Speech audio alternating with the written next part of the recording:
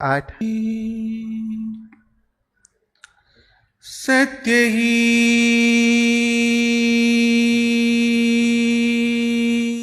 शिव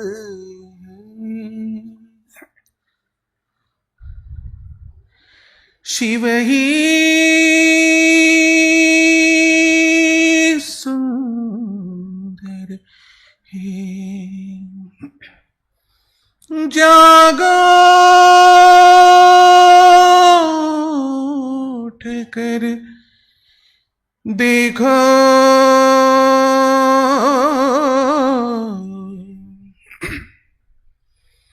जीवन ज्योत जागरे। जागो उठकर ब्रह्म मुहूर्त में उठकर देखो, आंखें बंद कर जीवन ज्योत जागरे। सत्यं शिवं सुंदरम् सत्यं शिवं सुंदरम् सत्यं शिवं सुंदरम् सुंदरम् सुंदरम्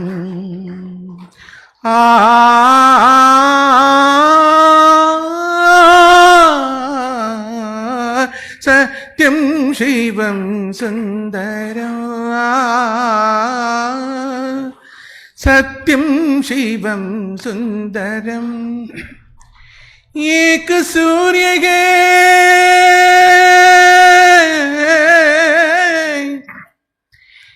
एक सूर्य है, एक गगन है, एक ही धरती माता।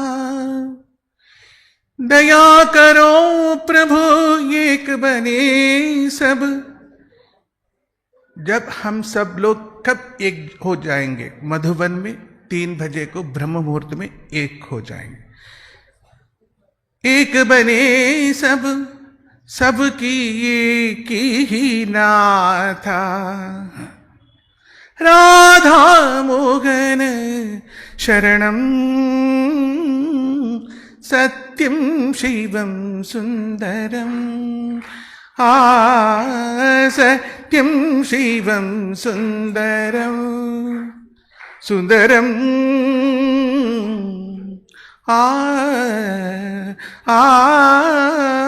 सत्यं शिवं सुंदरम्। ओम शांति। ओम शांति। 4-5 ಜನ ಬ್ರಾಹ್ಮಣರು ಒಂದಾಗಿದ್ದಾರೆ ಅಂದರೆ ಎರಡು ವಿಷಯದಲ್ಲಿ ಮಾತ್ರ. ಒಬ್ಬ ಹೋದ ಮೇಲೆ ಒಂದು 5 ಮಂದಿ ಒಂದಾಗ್ತಾರೆ ಎತ್ಕೊಂಡು ಹೋಗೋಕ್ಕೆ. ಇನ್ನೊಂದು ಊಟದ ಪಂಕ್ತಿ ಒಳಗೆ. ಅಂಥ ಬ್ರಾಹ್ಮಣ ಕುಲದಲ್ಲಿ ಹುಟ್ಟಿ ಶ್ರೀಮನ್ ಮಧ್ವಾಚಾರ್ಯ ಮಹಾ ಜಗದ್ಗುರುಗಳ ಸೇವೆಯಲ್ಲಿದ್ದು ಶಂಕರ ಭಗವತ್ಪಾದರ ಸನ್ನಿಧಾನದಲ್ಲಿ ಸನ್ಯಾಸ ಸ್ವೀಕಾರ ಮಾಡಿ ಇವತ್ತು ತಾಯಿಯಾಗಿ ಕೂತ್ಕೊಂಡು ಏನಾದರೂ ಜೀವನದಲ್ಲಿ ಒಂದು ಒಳ್ಳೆಯ ಕಾಲ ನಾನು ಅನುಭವಿಸಿದ್ದೀನಿ ಅಂದರೆ ಮೌಂಟ್ ಅಬುವಲ್ಲಿ ಮೊನ್ನೆ ಹೋದ ಗಳಿಗೆನೆ ಮಾಡಿ.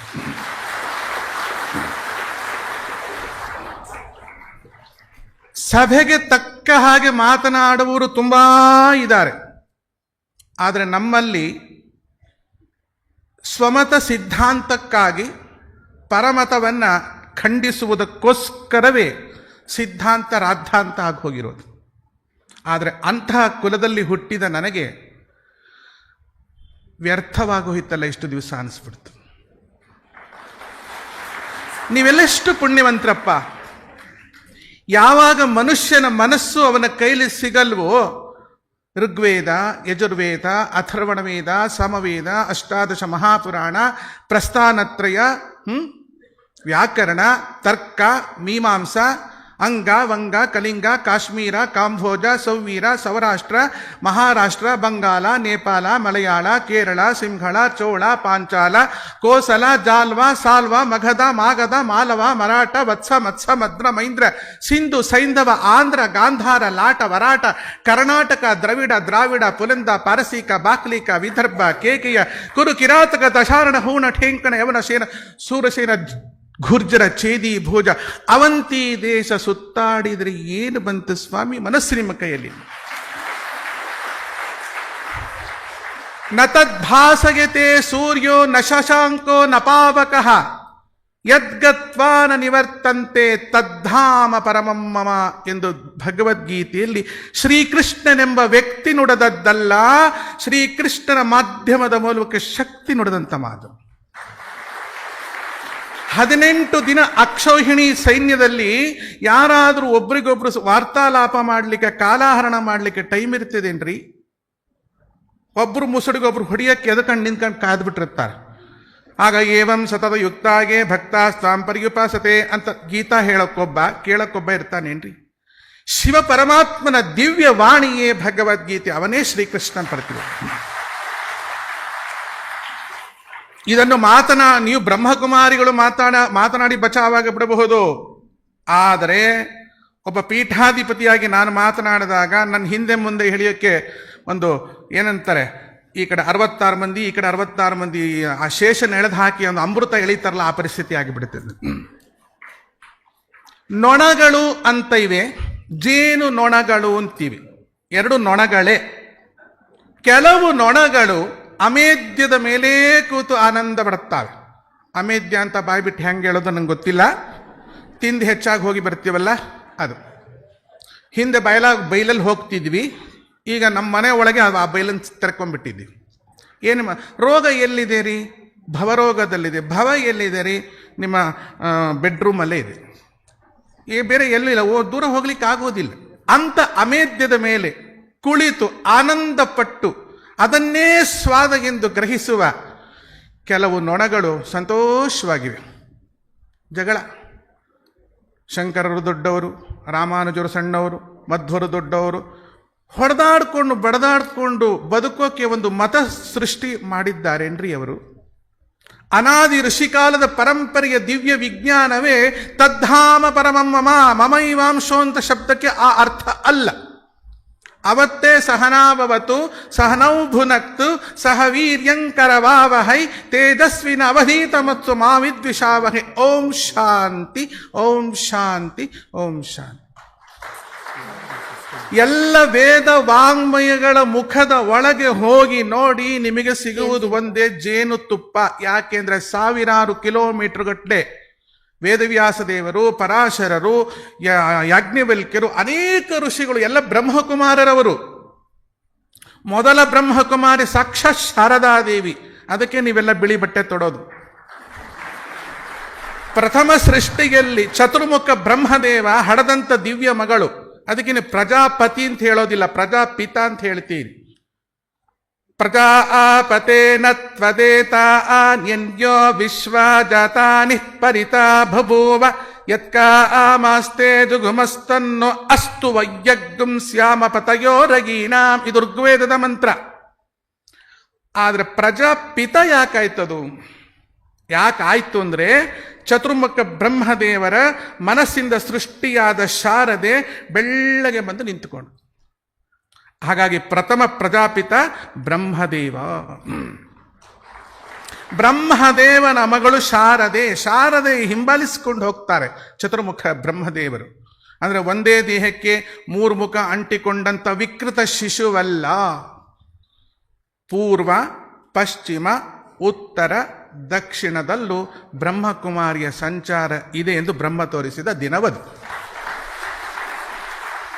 ಈ ಕೆಲವು ಮಕ್ಕಳು ಹುಟ್ಟುತ್ತಾವ್ರು ನೋಡಿ, ಹೊಟ್ಟೆಲ್ ತಲೆ 2 ತಲೆ 3 ತಲೆ, ಅವಕ್ಕೆ ನಿಂತ್ಕೊಳ್ಳಿಕ್ಕೆ ಬರೋದಿಲ್ಲ. ಅಂತ ಸೃಷ್ಟಿ ನಮ್ಮ ವೇದ ಕಾಲದಲ್ಲಿ ಯಾವ ಋಷಿಗಳು ಮಾಡಿ ತೋರಿಸಿದ್ದಲ್ಲ.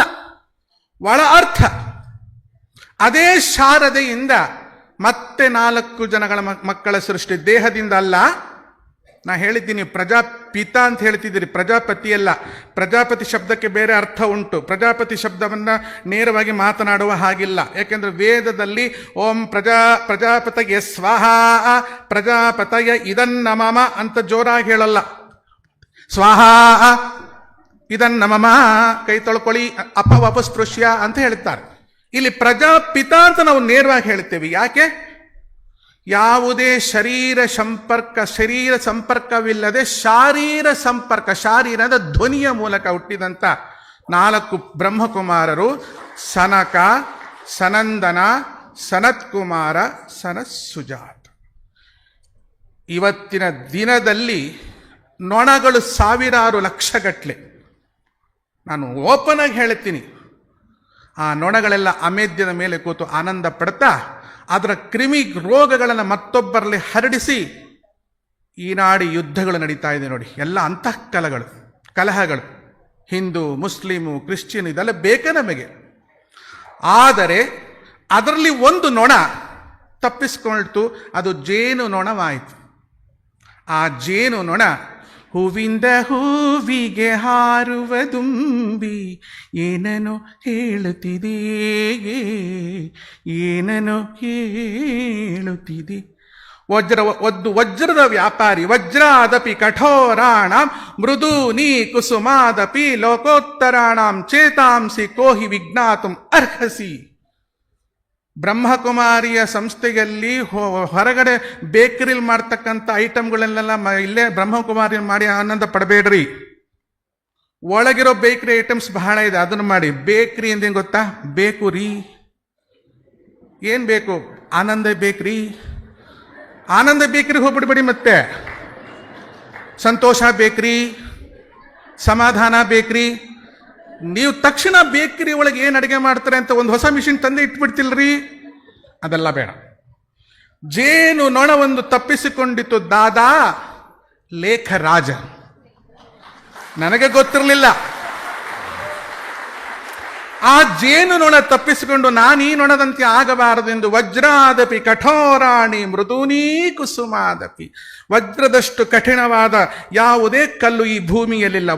ವಜ್ರಕ್ಕಿಂತಲೂ ಕಠಿಣವಾಗಿಯೂ ಮೃದೂನಿ ಕುಸುಮಾದಪಿ, ಹೂವಿಗಿಂತಲೂ ಮೃದುವಾದಂಥ ಒಬ್ಬ ತಂದೆ. ಅಂದ್ರೇನು? ನಾನು ಹೂವು ತಂದೆ, ನಾನು ಹಣ್ಣು ತಂದೆ, ನಾನು ನನ್ನ ಮಕ್ಕಳನ್ನು ಶಾಂತಿಗಾಗಿ ತಂದೆ ಎನ್ನುವ ದಾದಾ ಲೇಖರಾಜ್ ಬ್ರಹ್ಮಪಿತ ಆಗಿ ಹೂವಿಂದ ಹೂವಿಗೆ ಹಾರುತ್ತಾ ಜೇನನ್ನು ಸಂಗ್ರಹ ಮಾಡಿಟ್ಟರು ಮಧುಬನದಲ್ಲಿ. ಯಾರಿಗೂ ಕಚ್ಚಲಿಲ್ಲ, ಯಾರಿಗೂ ಬೈಲಿಲ್ಲ. ಆನಂದ ನಿನ್ನ ಪ್ರೇಮದಲ್ಲಿ ಸದಾ ತೇಲುತ್ತಿರುವ ನಿನ್ನ ಕಂದನಾನು, ನಿನ್ನ ಪ್ರೀತಿಯಲ್ಲಿ ಸದಾ ತೇಲುತ್ತಿರುವ ನಿನ್ನ ಕಂದನಾನು. ಒಂದೇ ಒಂದು ಹೇಳ್ಬಿಡ್ತೀರಿ, ಯಾರು ಎದ್ದು ಹೊಡೆಯಲ್ಲ ಅಂತ ಗ್ಯಾರಂಟಿ ಇದೆ. ಯಾಕೆಂದರೆ ನಿಮ್ಗೆ ಅದೊಂದು ಹೇಳ್ಕೊಟ್ಟಿಲ್ಲ ನಿಮ್ಮ ಸಂಸ್ಥೆಯಲ್ಲಿ. 1984ನೇ ಇಸ್ವಿಲಿ ನಾನು 7th ಓದ್ತಾ ಇದ್ದೆ. ಆಗ ತಾನೇ ಬ್ರಹ್ಮಕುಮಾರಿ ಸಂಸ್ಥೆ ಶುರುವಾಗಿತ್ತು ಚಿತ್ರದುರ್ಗದಲ್ಲಿ. ನಿಮ್ಮೂರು ಯಾವುದು ಅಂತ ಕೇಳೋ ಪರಿಸ್ಥಿತಿ ಬರಲಿಲ್ಲ, ನಾನೇ ಹೇಳ್ಕೊಂಡ್ಬಿಟ್ಟೆ ನೋಡಿ. ತಪ್ಪಿ ಹೇಳ್ಕೊಂಡ್ಬಿಡ್ತೀವಲ್ವಾ. ನಾನೇನು ಮಾಡ್ತಿದ್ದೆ, ಒಂದಿಷ್ಟು ಹುಡುಗನ ಗುಂಪು ಹಾಕೋತಿದ್ದೆ. ಇವರೆಲ್ಲರೂ ನಮ್ಮ ಹಿಂದೂ ಸಂಸ್ಕೃತಿಯನ್ನು ಹಾಳು ಮಾಡ್ತಾರೆ, ಇವರಿಗೆ ನಾವು ಮಣ್ಣು ಎರ್ಚೋಣ, ಕಲ್ಲು ಎರ್ಚೋಣ ಅಂಥೇಳಿ ಆಗಿನ ಕಾಲದಲ್ಲಿ ಹಿಂಸೆ ಕೊಟ್ಟೇರಿ. ನಾನಲ್ಲದೆ ಒಂದು 500 ಜನ ಮಕ್ಕಳನ್ನ ಸೇರಿಸ್ಕೊಂಡು. ಇವತ್ತು ಬ್ರಹ್ಮಪಿತ ಪಾಪ ದಾದಾ ಲೇಖರಾಜು ಕಲ್ಲಲ್ಲಿ ಹೊಡೆಸ್ಕೊಂಡು ಮಣ್ಣಲ್ಲಿ ಹೊಡೆಸ್ಕೊಂಡು ನನಗೆ ಹೂವಿನಾರ ಹಾಕಿಸೋದ್ರಲ್ಲ ಅಂತ ದೇವ್ರ ಭೂಮಿ ಮೇಲೆ ಸಿಗ್ತಾರೇನ್ರಿ? ಸಾಧ್ಯ ಇದೆಯೇನ್ರಿ? ಅದಕ್ಕೆ ಅವರ ಹೆಸರು ಬ್ರಹ್ಮಪಿತ. ಬ್ರಹ್ಮಪಿತ ಅಂದ್ರೆ ಇವತ್ತಿನ ದಿವಸ ಆಸ್ತಿ ಪಾಸ್ತಿಗಾಗಿ ಮಕ್ಕಳು ತಂದೆಯನ್ನ ಎಷ್ಟು ಹಿಂಸೆ ಪಡಿಸ್ತಾರೆ, ಅದರಲ್ಲೂ ಹೆಣ್ಮಕ್ಕಳೇ ಜಾಸ್ತಿ. ಆದರೆ ನಮ್ಮ ಪಿತ ದಾದಾ ಲೇಖರಾಜನ ಹೆಣ್ಮಕ್ಳು ಎಂಥ ಜೇನುಗಳು ಅಂದ್ರೆ ಇವರೇ ದುಡ್ದು ಅಪ್ಪನ ತಂದು ಹಾಕ್ತಾರಲ್ರಿ. ನಂಗೆ ಗೊತ್ತೇ ಇರಲಿಲ್ಲ. ಒಂದು ಸಣ್ಣ ಬಾಡಿಗೆ ಸೆಂಟ್ರ್ ಮಾಡಿಕೊಂಡು ಮುಂದೆ ಆ ಸೆಂಟ್ರ್ 10 ಸೆಂಟ್ರ್ ಕೊಂಡುಕೊಳ್ಳೋಷ್ಟು ಶಾಂತಿ ಮಂತ್ರವನ್ನು ಬೋಧಿಸಿ ಅಪ್ಪನ ಮನೆಗೆ ಮೌಂಟ್ ಅಬುಗೆ ತಗೊಂಡೋಗಿ ಹಾಕ್ತಾರಲ್ಲ. ಎಂಥ ಬ್ರಹ್ಮಕುಮಾರಿಯನ್ನು ಹಡದಂತ ನಮ್ಮಪ್ಪ ಶಿವಪ್ರಪ್ಪ ಆತ್ಮ ಎಂಥ ದೊಡ್ಡವನ್ರಿ. ಇವತ್ತಿನ ದಿವಸ ಇಂಥ ಸಂಸ್ಥೆಗೆ ನಾನು ಬಂದಲ್ಲ ಅಂಥೇಳಿ, ಅಪ್ಪ ಒಂದು ಲೆಕ್ಕದಲ್ಲಿ ನೀನು ಕಲ್ತೊಂಡು ಹೊಡೆದಿದ್ದೆ ಒಳ್ಳೇದಾಯ್ತು ಕಣಯ್ಯ. ಯಾಕೆಂದರೆ ಪ್ರಥಮ ವಿದ್ಯಾರ್ಥಿಯಾಗಿ ನಾನು ಚಾಯ್ಸ್ ಮಾಡಿಬಿಟ್ಟೆ. ನಿನ್ನ ಸಂಸ್ಥೆಗೆ ನಾನು ಅವತ್ತು ಕಲ್ಲು ತೊಗೊಂಡು ಹೊಡಿದಿದ್ರೆ, ಮಣ್ಣು ತೊಗೊಂಡು ಹೊಡಿದಿದ್ರೆ, ಕಳ್ಳೆಪಪ್ಪು ತೊಗೊಂಡು ಕಳ್ಳೆಪಪ್ಪಿನ ಸಿಪ್ಪೆ ಬೀಜ ಎಸೆದಿದ್ರೆ ನನಗೆ ರತಿ ಅಂದರೆ ಜ್ಞಾನ, ಜ್ಞಾನದಲ್ಲೇ ರತಿ ಉಳ್ಳಂಥ ಭಾರತೀಯ ಅಕ್ಕ ಸಿಗುತ್ತಿರಲಿಲ್ಲ, ನಾನು ಇಲ್ಲಿ ಕರ್ಕೊಂಡು ಬರ್ತಿರ್ಲಿಲ್ಲ.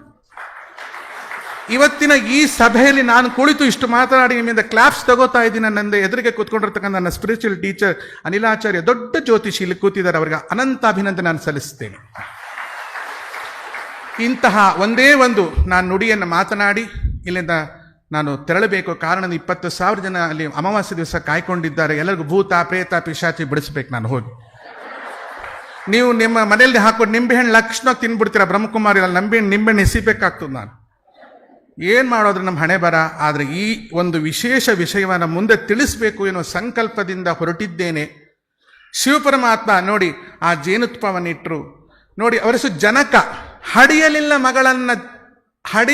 ಮಗಳನ್ನ ಸೀತೆಯನ್ನ, ಸೀತೆ ಅಂದ್ರೇನು? ಸಿ ಅಂದ್ರೆ SEE, ನಾನು ನೋಡಿದೆ, ತೆ ನಿನ್ನನ್ನು. ಎಲ್ಲಿ? ತದ್ಧಾಮ ಪರಮಮ್ಮ. ಭಗವಂತನಿಗೆ ಜನನವಿಲ್ಲ, ಮರಣವಿಲ್ಲ, ಹುಟ್ಟಲಿಲ್ಲ ಅಂದಮೇಲೆ ಮದುವೆ ಮಾಡ್ಕೊಳ್ಳಲ್ಲ ಅಂದಮೇಲೆ ಹೆಂಡ್ತಿನ ಯಾರು ಹೊತ್ಕೊಂಡು ಹೋಗಲ್ಲ ಅಂತ ಅರ್ಥ ಮಾಡಿ. ಹೆಂಡ್ತಿನ ಹೊತ್ಕೊಂಡು ಹೋಗ್ಬಿಟ್ರೆ ಅವನು ಹುಡ್ಕೊಂಬರ್ಕೊಂದು 20 ಜನ ಕಪಿಗಳು ಹೋಗ್ಬೇಕಾದಿಲ್ಲ. ಅಂದ್ರೆ ಅವ್ರನ್ನೆಲ್ಲ ನನಗೆ ಬೈತಾ ಇಲ್ಲ. ದೇವರು ಅವರಾಗಲ್ಲ. ಶಿವ ದೇವರು ಯಾಕಾಗಿದ್ದಾನೆ ಅಂತಂದ್ರೆ, ಒಂದೇ ಒಂದು ನಾನು ನುಡಿಯನ್ನು ಹೇಳಿ ಇದನ್ನು ಮುಗಿಸ ಬಯಸ್ತೇನೆ. ಇದು ನಾನೇ ಬರೆದಿರೋದು. ಇದು ಈಗಲ್ಲ, ತುಂಬ ವರ್ಷಗಳ ಹಿಂದೆ. ನಂಗೆ ಗೊತ್ತಿಲ್ಲ, ನಾನು ಅವತ್ತು ಬ್ರಹ್ಮಕುಮಾರಿ ಸಂಸ್ಥೆಯ ನಾನೊಂದು ಬ್ರಹ್ಮಕುಮಾರಿ ಅಂತ ನಂಗೆ ಗೊತ್ತಿರಲಿಲ್ಲ. ಇವತ್ತು ಗೊತ್ತಾಯಿತು. ತುಂಬಿ ತುಳುಕಾಡುತ್ತೈತಲ್ಲೋ ಪರಂಜ್ಯೋತಿ, ಹರಡಿ ಕೊಂಡಾಡುತ್ತೈತಲ್ಲೋ ಆನಂದದಿಂದ, ತಾನೊಂದೇ ಬೆಳಗುತ್ತೈತಲ್ಲೋ. ತುಂಬಿ ತುಳುಕಾಡುತ್ತೈತಲ್ಲೋ ಪರಂಜ್ಯೋತಿ, ಹರಡಿ ಕೊಂಡಾಡುತ್ತೈತಲ್ಲೋ ಆನಂದದಿಂದ, ತಾನೊಂದೇ ಬೆಳಗುತ್ತೈತಲ್ಲೋ. ಅರ್ಥ ಮಾಡ್ಕೊಳ್ಳಿ. ಸ್ಥೂಲವದಲ್ಲಮ್ಮ ಸೂಕ್ಷ್ಮಕ್ಕೂ ಮೀಗಿಲಮ್ಮ. ಸ್ಥೂಲವದು ಅದಲ್ಲಮ್ಮ, ಸೂಕ್ಷ್ಮ ಅಂದ್ರೆ ಶರೀರ ಇಲ್ಲ ಅಂತ. ಸೂಕ್ಷ್ಮಕ್ಕೂ ಮೀಗಿಲಮ್ಮ, ಸೂಕ್ಷ್ಮವೂ ಅಲ್ಲ ಅದಕ್ಕಿಂತ ಮಿಗಿಲು. ಸರ್ವವ್ಯಾಪಕವಲ್ಲದ ಸ್ವಪ್ರಭೇಯಮ್ಮ, ಸರ್ವವ್ಯಾಪಕವಲ್ಲದ ಸ್ವಪ್ರಭೇಯಂ. 1989 ಬರೆದಿರೋದು ನಾನು.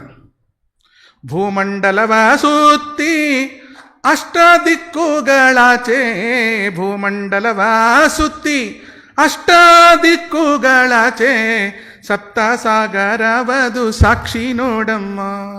ನತದ್ಭಾಸಗೇತೆ ಅಕ್ಕ ಹಿಂದೆ ಕೂತು ಬಿಟ್ಟಿದ್ರೆ ಬೇಗ ಎದ್ದೇಳು ಅಂತ. ಸೂರ್ಯ ಚಂದ್ರರ ಬೆಳಗಿ ಧರಗೆ ಗಗನಕ್ಕೆ ಕಾಗಿ, ಮಿನುಗು ನಕ್ಷತ್ರಗಳ ಹೊಳಪು ನೀ ನೋಡಮ್ಮ. ಸಪ್ತಲೋಕಂಗಳ ಪಂಚಭೂತಂಗಳ ಬೆಳಗುತ್ತಿರುವ ಚಿತ್ಕಳೆ ನೀನೇ ನೋಡಮ್ಮ.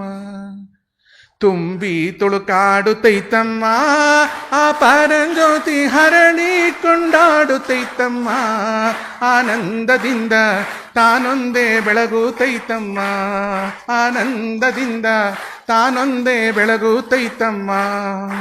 ಯಾವತ್ತಾದರೂ ಆ ಶಿವಪರಮಾತ್ಮನ ಒಳ್ಳೆಯ ದೃಷ್ಟಿಯಲ್ಲಿ ನಾನು ಇರೋದೇ ನಿಜವಾದರೆ 1 ಗಂಟೆ ಉಪನ್ಯಾಸಕ್ಕೆ ಅವಕಾಶ ಕೊಟ್ಟರೆ 2 ಲೈನ್ ಓದಷ್ಟೇ ಬಿಟ್ಟರೆ ಬೇರೆ ಏನೂ ಮಾಡೋಕ್ಕಾಗಲ್ಲ. ಪಕ್ಕದಲ್ಲಿ ಮೃತ್ಯುಂಜಯ ಭೈ ಕೂತ್ಕೊಂಡಿದ್ದಾರೆ ನೋಡಿ. ಅವರ ಹೆಸರು ಮೃತ್ಯುಂಜಯಾಯ ರುದ್ರಾಯ. ಅವರು ರುದ್ರನೂ ಆಗಬೇಕಾಗ್ತಿತ್ತು ಹಿಂದೆ ನಮ್ಮಂಥ ಕಪಿಗಳನ್ನೆಲ್ಲ ಹಿಡಿಲಿಕ್ಕೆ. ಮೃತ್ಯುಂಜಯಾಯ ರುದ್ರಾಯ ನೀಲಕಂಠಾಯ ಶಂಭವೇ. ಮುಂದಿಂದೇನು? ಅಮೃತೇಶಾಯ ಶರ್ವಾಯ ಶ್ರೀಮನ್ ಮಹಾದೇವಾಯ ತೇ ನಮಃ. ಸೀತೆ ಅಲ್ಲಿಗೆ ಬಂತು ನೋಡಿ. ತೇ ಅಂದರೆ ಅವನು ಇಲ್ಲಿ ಬರಲಾರ, ನಾವು ಅಲ್ಲಿ ಹೋಗದೆ ಇರಲಾರ. ಹಾಗಾಗಿ ನಾವಲ್ಲಿ ಹೋಗುವಾಗ ನಮ್ಮ ಮೈ ಮೇಲಿನ ಕೊಳೆಗಳನ್ನು ಚೆನ್ನಾಗಿ ತೊಳ್ಕೋಬೇಕು. ಅದಕ್ಕೆ ಬ್ರಹ್ಮ ಮುಹೂರ್ತಕ್ಕೆ ಏಳಲೇಬೇಕು. ಪ್ರತಿಯೊಬ್ಬರು ಅವರವರ ಸ್ವಮತ ಧರ್ಮಗಳನ್ನು ಮೀರಿ ನೋಡಿ ಹೇಳಿದ್ದಾರೆ ಶ್ರೀಕೃಷ್ಣ ಪರಮಾತ್ಮ, ನೋಡು ಸರ್ವಧರ್ಮಾನ್ ಪರಿತ್ಯಜ್ಯ, ಎಲ್ಲ ಧರ್ಮಗಳನ್ನು ಬಿಟ್ಟುಬಿಡು, ಮಾಮೇಕ ಶರಣಂ ವ್ರಜ, ಬ್ರಹ್ಮಕುಮಾರಿಗೆ ಶರಣಾಗ್ಬಿಡು ಅಂತ ಹೇಳಿದ್ದ. ಇದು ನನ್ನ ಮಾತಲ್ಲ, ಭಗವದ್ಗೀತೆಯ ಶ್ರೀಕೃಷ್ಣನ ವಾಕ್ಯ. ಸರ್ವಧರ್ಮಾನ್ ಪರಿತ್ಯಜ್ಯ, ಎಲ್ಲ ಧರ್ಮಗಳನ್ನು ಬಿಟ್ಬಿಡು. ಯಾವ್ಯಾವುದು ನಿನ್ನ ಮನಸ್ಸಿಗೆ ತೊಂದರೆ ಕೊಡ್ತಾ ಇದೆಯೋ, ನಿನ್ನ ಮೈಂಡನ್ನು ಹಾಳು ಮಾಡ್ತಿದ್ಯೋ, ನಿನ್ನ ಶರೀರವನ್ನು ಕೊಂದು ಚೂರು ಚೂರು ಮಾಡಿ ಹಾಕ್ತಿದ್ಯೋ, ನರಕಕ್ಕೆ ಎಳ್ಕೊಂಡು ಹೋಗುವಂಥ ಸಾಧನ ಮಾಡ್ತಿದ್ಯೋ ಅಂತ ಎಲ್ಲ ಧರ್ಮಗಳನ್ನು ತ್ಯಜಿಸಿ ಮಾಮೇಕ ಶರಣಂ ವ್ರಜ, ನನಗ ಶರಣನಾಗಿ ಬಾಳು. ಆ ಶರಣು ಎಲ್ಲಿದೆ ಗೊತ್ತಾ? ಶರಣು ಶರಣಾರ್ಥಿಯೊಳಗಿದೆ. ಆ ಶರಣ ಅರ್ಥಿ ಎಲ್ಲಿದೆ ಗೊತ್ತಾ? ಅರ್ಥಿಗಿಂದ ಅರ್ಚಿಸಿದೊಡೆ ಆ ಲಿಂಗವು ಎನ್ನ ಕರಸ್ಥಳದಲ್ಲಿ ಇಂಬುಗೊಂಡಿತಯ್ಯ. ಕರಸ್ಥಳ ಅಂದ್ರೆ ಅರ್ಥ ಎಡಗೈಲಿ ಬಂದು ಕೂತ್ಕೊಂಡ ಅಂತ ಅರ್ಥ ಅಲ್ಲ, ಇಡಾನಾಡಿಯಲ್ಲಿ ಬಂದು ಕುಳಿತ. ಇಡಾನಾಡಿ ಅಂದರೆ ಸ್ತ್ರೀನಾಡಿ, ಸ್ತ್ರೀನಾಡಿ ಅಂದರೆ ಅದೇ ಬ್ರಹ್ಮಕುಮಾರಿ ಸಂಸ್ಥೆ. ಅಂತ ಬ್ರಹ್ಮಕುಮಾರಿ ಸಂಸ್ಥೆಯಲ್ಲಿ ಇಡೀ ಯಾವುದೊಂದು ಹೊಸ ಮತವಲ್ಲ, ವೇದ ಕಾಲದ ಋಷಿಗಳು ನುಡಿದಂಥ ವಾಕ್ಯ.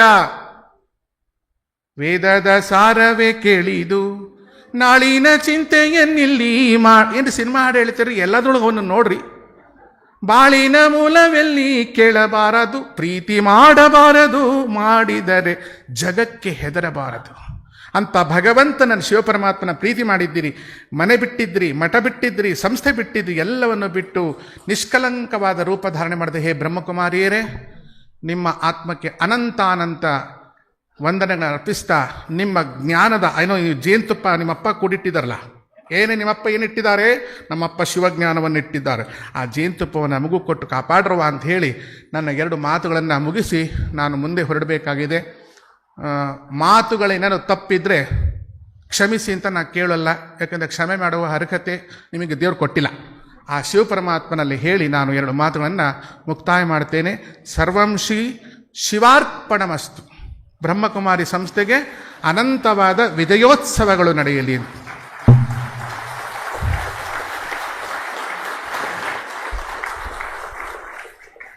हृदय से बहुत बहुत बहुत धन्यवाद आपका.